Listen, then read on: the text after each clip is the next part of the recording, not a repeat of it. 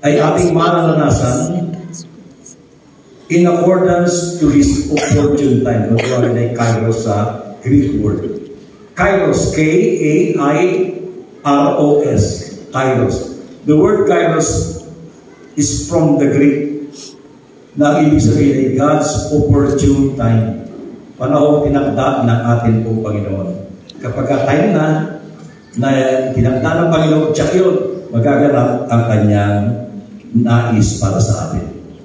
And His faithfulness and His goodness includes ito mga sangkap ng kanyang katapatan at kabutihan. Bakit po bakit natin nasasabi ang Diyos ay tapat at mabuti? Dahil po dito. Number one, faithfulness and goodness of God includes a commitment to be there. A commitment to be there. Psalm 121 verses 4 to 5, ang tagapagtanggol ng bayang Israel, hindi natutulog at palaging gising. Ang Diyos si Yahweh, siyang nagbabantay, laging nasa piling upang magsanggalan. Yan ang unang-una. God is faithful and good because siya'y nagkaroon ng commitment na lagi siyang sasaatin. Amen? He is present everywhere, mga kapatid. So yun ay isang tanda ng kanyang katapatan at kanyang kabutihan. Kailan ba naging absent ang Diyos sa buhay niyo? Meron bang moment na masasabi niyo ang Diyos ay nag-absent? Bagamat may mga taong inaakusahan ng Panginoon, nasaan ka Panginoon kami naghihirap? Nasaan ka? Parang ang Diyos ay walang concern sa kanila. Para hindi alintara ng Panginoon yung kanilang mga paghihirap na pinadanas. Dahil hinahanap nila ang Diyos. Nasaan ka Panginoon? Pero ang totoo, walang katotohanan yung kanilang akusasyon. Ang Diyos kailanman ay hindi nag-absent sa ating buhay. Sa bawat yugto ng ating buhay, andun siya.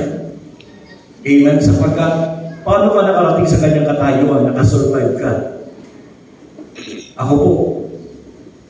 Akala ko noon, ang Diyos ay gumawa sa akin ng kabutihan noong ako'y nag-LSS na. Pero noong ako'y nag-LSS na, at umatin sa mga prayer meeting, so marami akong narinig na mga teaching. Doon ko na pagtagni-tagni, na hindi lang pala nung ako'y nag-LSS, yung ko naramdaman yung kanyang kabutihan. Noon pa man pala wala ko sa kanya. At nagwawala, nandun ay kabutihan ng ating Panginoon. Na hindi ko pa nakikita sapagkat, hindi ko na-appreciate sapagkat ay bulag.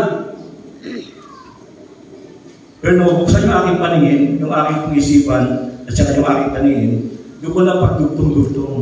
Kahit ako pala nagdadrug sa nagwawala at nagpapakasama, ando na pala yung goodness of God. Ngayon ko na-appreciate mga kapatid. So, His faithfulness and goodness includes His commitment to be there. Pangalawa, faithfulness of God and His goodness includes His willingness to forgive. Isaiah chapter 1 verse 18. Halika kayo at magliwalagan tayo. Gaano mang karami ang inyong kasalanan, handa akong ipatawad ang lahat ng iyan. Kahit na kayo'y marumi sa kasalanan, kayo'y magiging busilak sa kaputian. Ang pinakamalakas na pabigay ng kalungkutan, hindi nyo kayo mamatayan. Nakakalungkot yun, pero hindi pa yun ang pinakamalungkot. Hindi ang mawala ng pera, hindi yung naghihirap ka. Nakakalungkot yun, pero hindi pa yun ang